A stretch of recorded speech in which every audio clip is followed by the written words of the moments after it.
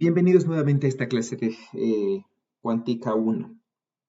El día de hoy quiero hacer una regrabación de lo que se discutió en clases con el oscilador armónico acoplado clásico. Entonces, ¿no?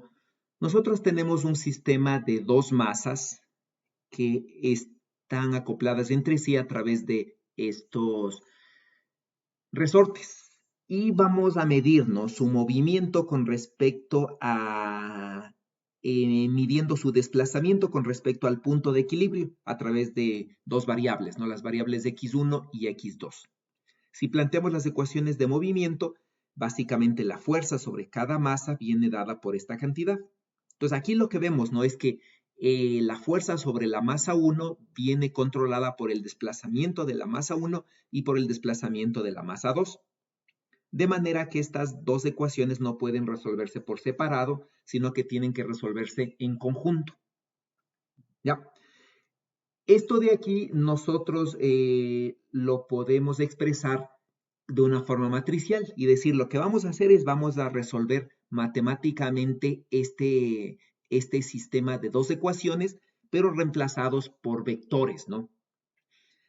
Para hacer el análogo cuántico de esto, vamos a decir, este de aquí es la segunda derivada del estado del sistema, donde el estado del sistema viene dado por los desplazamientos de x1 y x2. ¿Sí? Entonces, la segunda derivada con respecto al tiempo del estado del sistema se relaciona con el estado del sistema a través de esta cantidad, donde esta cantidad viene a controlar la evolución del sistema. Entonces, ¿cómo se relaciona esto con la mecánica cuántica? ¿Sí? Si nosotros nos fijamos en esta cantidad, nosotros decimos la segunda derivada, sí, que es esta de acá, ¿no? Del estado del sistema, ¿sí? Viene controlada a través de este operador, que es el operador, no, fuerza sobre masa, básicamente, ¿sí? Es la matriz de las fuerzas sobre la masa de cada cuerpo, que es este operador omega, y el estado del sistema. Entonces, si nosotros vemos la ecuación de Schrödinger, vemos que la derivada con respecto al tiempo del estado del sistema viene controlada por el operador hamiltoniano. Entonces, las dos ecuaciones son básicamente iguales. ¿Sí? Entonces, esta es la similitud, ¿no? Lo que nosotros hacemos aquí para las fuerzas, hacemos acá, ¿sí? Con el operador hamiltoniano, que es el que determina la evolución del sistema. ¿Sí? Y esta evolución del sistema se relaciona a través, ¿no? De la primera derivada, que serían las diferencias que tenemos con la parte clásica, ¿no? Que aquí estamos hablando de fuerzas, por lo tanto es la segunda derivada, mientras que en mecánica cuántica se habla de la primera derivada del vector de estado. ¿Sí? Entonces, ¿no? ¿Qué es lo que hacemos en cuántica, por ejemplo?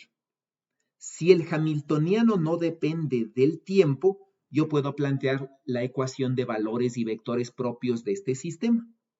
¿Sí? Y entonces no resolver la ecuación de Schrödinger dependiente del tiempo, sino resolver la ecuación de Schrödinger independiente del tiempo.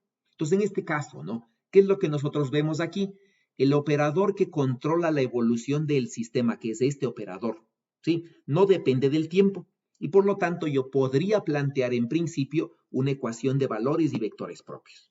¿Sí? Que es esta ecuación de acá, que es lo que vamos a ver a futuro, ¿no? Entonces, ¿qué es lo que concluimos de aquí? ¿Sí? El operador omega es el que controla la evolución temporal a través de esta ecuación diferencial. ¿Sí? Lo mismo que en mecánica cuántica lo hace el operador hamiltoniano. Ahora, en la parte más abstracta, digamos, el estado del sistema, que es simplemente este vector, ¿sí? Lo vamos a representar como una combinación lineal de dos estados. ¿Eso qué quiere decir, no es cierto? En vez de tener el estado x1 y x2, vamos a tener dos vectores, ya el vector 1 que es básicamente 1, 0 y el vector 2 que es 0, 1, ¿no? Y estas cantidades x1 y x2 para formar este vector x1, x2, vamos a sacarlos fuera. Entonces, con esto logramos, ¿no? Que la dependencia temporal esté solamente aquí, en estos parámetros, que están multiplicados por un estado, por una base, ¿no? Por un vector de estado, que es la base 1, 2. ¿Ya? Y entonces el estado del sistema viene a ser la combinación lineal de dos vectores, 1, 2, ¿sí? Donde la dependencia temporal se encuentra en estos escalares, x1 y x2, ya no en los vectores 1, 0, 0, 1. Y entonces esta ecuación de aquí yo lo puedo escribir así, ¿sí? Como una ecuación que relaciona las derivadas segundas de las cantidades multiplicados por unos ciertos vectores 1 y 2 arábigos. Y estos de aquí, ¿no es cierto?, se relacionan a través de esta cantidad, donde este omega es un operador, ¿sí? Y aquí tenemos el vector x, ¿no? Como combinación lineal de los estados 1 y 2. Ya, entonces luego vamos a discutir esta última línea, ¿no? Entonces, ¿no? Nosotros lo que podemos hacer es esto, ¿no? Sí, entonces, ¿qué es lo que hacemos? Nosotros vamos a sacar los valores y vectores propios del operador omega, ¿sí? Ya que nosotros podemos plantear esta ecuación, sí, que es lo que se hace en mecánica cuántica cuando se resuelve, ¿no? En vez de resolver la ecuación de Schrödinger dependiente del tiempo, se resuelve la ecuación independiente del tiempo porque el hamiltoniano no depende del tiempo, ¿sí? Entonces el operador no depende del tiempo, entonces puedo aplicar una táctica similar. Entonces voy a resolver esta ecuación. ¿Cuál es el objeto de resolver esta ecuación? Sí, es escribir el operador omega en una nueva base, que es la base de sus vectores propios, en donde el operador omega resulta ser un operador diagonal. Sí, representa ser, ¿no es cierto?, una matriz diagonal, ¿ya? En donde nosotros tenemos que los vectores propios 1 y 2, ¿no es cierto?, tienen valores propios omega 1 y omega 2. En este caso, los omega 1 y los omega 2 van a ser números reales porque este operador es hermítico, ¿sí? Aquí vemos, ¿no es cierto?, que el operador es hermítico, ¿sí? Porque el operador es igual a su transpuesto conjugado, ¿ya? Y entonces los valores propios son reales, ¿no? El hecho aquí es que, de hecho, estos valores propios de aquí son números reales negativos, ¿sí? Y entonces el estado del sistema ya no lo voy a expresar así, en la base 1, 2 con números arábigos, ¿sí? Sino que lo voy a expresar así, en la base 1 y 2 con números romanos. Y el estado del sistema es el mismo, básicamente, excepto que estoy cambiando de representación, estoy cambiando de base, ¿sí? Entonces, en vez de trabajar en la base 1, 2 que tengo original aquí, a partir de estas ecuaciones, ¿no es cierto?, que es la base más natural, ¿no? Donde 1 y 2 es la base simplemente donde se mide el desplazamiento de las masas con respecto de sus puntos de equilibrio. Voy a cambiarme a una base 1, 2 romanos que no sé qué es. Lo único que sé es que son los vectores propios del operador omega, que es el que controla la evolución, ¿ya? Y entonces, ¿qué es lo que yo puedo hacer aquí? ¿Sí? Lo que yo puedo hacer aquí es, para cambiar de representación, ¿no es cierto?, yo puedo aquí meter una identidad a través de los operadores, ¿no? Proyección de los vectores de la base, ¿sí? De los vectores propios de omega. ¿Por qué es esto? Porque omega es un operador hermítico. Y vimos, ¿no?, que los vectores propios de un operador hermítico forman una base completa del espacio. Eso quiere decir que este de aquí es una base, ¿no? 1 y 2 romanos es una base, y por lo tanto esta de aquí es la relación de completitud de los operadores proyección. Es decir, ¿no es cierto?, que esta es la suma de los operadores proyección que yo tengo aquí, forma la proyección identidad, porque esta es una base completa. Entonces, introduzco estos números aquí, ¿ya? Introduzco estos operadores allí, ¿no es cierto? Y fundamentalmente yo puedo tener esta cantidad de aquí, ¿sí? Que es simplemente, ¿no?, introducir el operador unitario aquí y acá, y obtengo esto, ¿no? Y así entonces yo puedo asociar y, por comparación, tener entonces x1 y x2 romanos como función de x1 y x2 arábigos. ¿Sí? Tomen en cuenta que esta es una relación entre cantidades, ya no es entre vectores. porque estos de aquí simplemente es, ¿no es cierto?, la proyección de 1 y 2 arábigos en 1 y 2 romanos. ¿Ya? Y entonces, ¿qué es lo que yo logro allí? Sí, lo que yo logro logro representar esta ecuación en una nueva base que es esta. ¿Ya? Entonces, ¿qué es lo que hago ahí? ¿No? Por ejemplo, digo, ya tengo la ecuación de movimiento, excepto que en vez de medirlo con respecto de los puntos de equilibrio y tener estas ecuaciones, he hecho una combinación lineal de estos x1 y x2 y he cambiado la forma de las ecuaciones. Simplemente cambié de variables. ¿Sí? Pero ¿qué es lo que me permite el cambio de variables? Cuando yo, por ejemplo, tengo esta ecuación que es la misma, ¿no? Ya, pero expandida, digamos, en x1 y en la base 1, 2, ¿qué es lo que hago? Por ejemplo, yo proyecto en 1, ¿sí? Y aquí es lo que yo tengo esta cantidad, ¿no? Aquí es lo que yo tengo, es la proyección de el... Déjenme ver dónde tengo esto escrito. Sí, yo tengo esta, ¿no? Esta primera línea, ¿ya? Que es simplemente la proyección, fíjense, de 1 sobre el vector 1. Tomen en cuenta que x1 es un escalar, no puede salir afuera. Entonces, 1 sobre 1 es 1, pero como 1 y 2 son vectores propios con diferente valor propio, son ortogonales. Y por lo tanto, la proyección de 1 sobre este vector 2 es 0. Y de este lado de aquí simplemente me da este término. ¿Sí? Simplemente me da este término con 1 sobre 1 como 1. Por otro lado, ¿no? Aquí tengo la proyección de 1 en romanos sobre todo este lado. Ahora, 1 omega 1, ¿sí? Es decir, este primer término que yo tengo aquí, ¿sí? Este primer término que yo tengo aquí, ¿no es cierto? 1 proyectado sobre este de acá, ¿sí? No es nada más que este término. Es decir, no es nada más que este elemento de la representación del operador omega en la nueva base.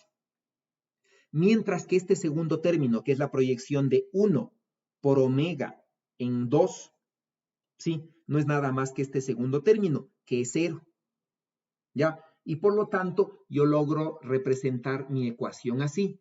¿Qué logro aquí entonces, no? Logro separar la dependencia en las nuevas coordenadas. Y la segunda derivada de x1 depende ahora nada más de x1 a través de una cantidad que es un número real.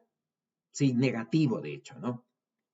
Y esta ecuación ya es resoluble, ¿sí? Puedo simplemente resolverla y plantear la solución como la combinación lineal así que está aquí. ¿Sí? De aquí me voy a quedar simplemente con uno, ¿no? Con el exponencial positivo, ¿sí? Lo mismo puedo hacer en la base 2. ¿Y por qué logro hacer esto, no es cierto? Porque aparte de que estos dos son ortogonales, la representación de omega en esta base es diagonal. Por ejemplo, si nos vamos a esta representación y digo voy a hacer lo mismo, ¿sí? Voy a obtener yo esta ecuación. Es decir, proyecto esto de aquí, ¿sí? En esta base, ¿ya? Y le proyecto esto sobre 1. ¿Cuál es el problema aquí, ya? 1, 1, ¿sí? Este término de aquí es esta componente, ¿sí? Pero este segundo término viene a ser esta componente de aquí. Eso quiere decir que la segunda derivada de x1 en arábigos depende de x1 y de x2. Entonces, en esta representación no es separable. ¿Sí? A pesar de que 1 y 2 son ortogonales, no es separable. ¿Sí? Porque la representación del operador omega no es diagonal. Mientras que acá no, los términos semejantes para 1 y 2 romanos, que básicamente son estos, ¿sí? El término solamente tienen términos en la diagonal y por lo tanto las ecuaciones van a ser estas, separables. ¿Sí? Entonces la solución para x1 digamos que es esta y la solución para x2 es una ecuación semejante. ¿Sí? Hay que tomar en cuenta que estos omega 1 y omega 2, los valores propios de omega son negativos y estos exponenciales van a ser imaginarios. ¿Ya? Y entonces, ¿no? La solución general de mi sistema yo la voy a poder plantear así, ¿sí? Que no es nada más que esta solución que tengo acá, ¿ya? Excepto que ahora yo ya sé cómo depende x1 y x2 del tiempo, que son justamente estas constantes que yo puedo reemplazar aquí, ¿no? Constante 1 por el exponencial de más esta raíz por t, y x2 puedo reemplazarle por este, ¿sí? Entonces, ¿qué es lo que yo hago? ¿No? Ahí el problema, digamos, ya estaría resuelto, pero quiero expresarle esto como operadores. Entonces, en vez de expresarlo así, simplemente, ¿no es cierto? Reemplazando este x1 y este x2 aquí, ¿ya? Aquí y aquí, ¿sí? En x1 y x2, voy a expresarlo así, ¿sí? ¿Por qué? Porque este término de aquí, ¿ya? Eh, ¿Sí? Este término de aquí simplemente es el estado del sistema al tiempo cero. Es decir, al tiempo cero, ¿no es cierto? X1 vale C1, ¿sí? Y X2 al tiempo cero vale A2.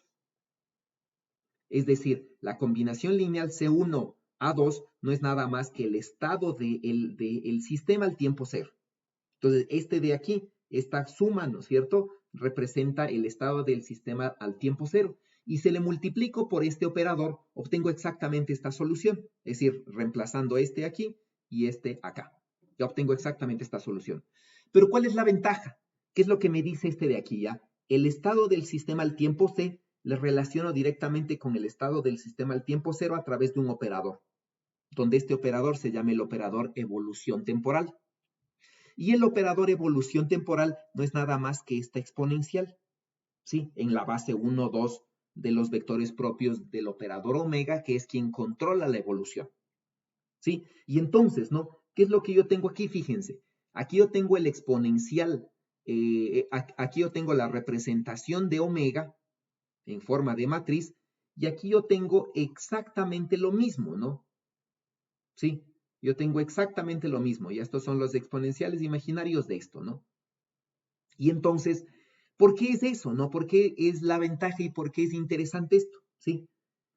Porque cuando yo trato de resolver una ecuación diferencial en segundo grado, yo lo que hago es plantear esta solución, ¿no es cierto? Yo digo, tengo una función f que tengo esta forma exponencial, reemplazo esta solución aquí, ¿sí? Y me va a quedar esta ecuación en donde c cuadrado, en donde esta c de aquí al cuadrado no es nada más que a. Y por lo tanto, ¿no es cierto? Como c cuadrado es igual a, simplemente tengo que c es igual a más o menos la raíz de a. ¿Qué es lo que yo hago cuando resuelvo esto como operadores? ¿No? Digo que es el operador de cuadrado y le igualo a y saco la solución y planteo la solución así. Entonces, realmente esta solución se plantea, ¿no? Como operadores así, porque yo estoy planteando una función prueba aquí de esta forma. Aquí es algo parecido, ¿no? Entonces, aquí lo que yo tengo es exactamente lo mismo, excepto que tengo la segunda derivada de un vector que se relaciona con una matriz por un vector, ¿sí? Que es esta ecuación de aquí, ¿sí? La segunda derivada con respecto al tiempo sería aquí de un vector, ¿sí? Multiplicado por una matriz 2 por 2 por un vector. Y entonces, en vez de plantear esta solución, yo voy a plantear esta solución, es decir, e a la una matriz por x o por t, como sea. ¿Sí? Entonces, en números, ¿no es cierto? E a la x es esto. ¿Sí? Y por lo tanto, en matrices es exactamente lo mismo. Pero ¿cuál es la ventaja de una matriz diagonal? Que si yo elevo al cuadrado, al cubo, en general, no a la n, no es nada más que elevar los términos a la n. ¿Sí? En cambio, ¿no? Si yo tengo una matriz que sea de esta forma, ¿ya? Elevarle al cuadrado no es simplemente elevar los términos de la diagonal al cuadrado, porque esta matriz al cuadrado, ¿no es cierto? Es esta matriz por sí mismo y me va a dar una suma cuyos términos, por los términos que están fuera de la diagonal, va a ser compleja. En cambio, esta matriz, ¿no es cierto? Al cuadrado no es nada más que omega 1 cuadrado y omega 2 al cuadrado, y de manera general tengo esto, ¿no? Eso quiere decir que esta solución de aquí, ¿sí? Básicamente es, ¿no es cierto? Es esta solución así.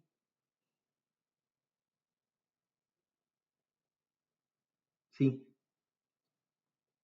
¿Ya? Y eso es lo que yo tengo acá. ¿Sí? Eso es lo que nosotros tenemos acá. Entonces, esa es la ventaja de representar en los valores y vectores propios del operador que controla la evolución, en este caso la matriz omega.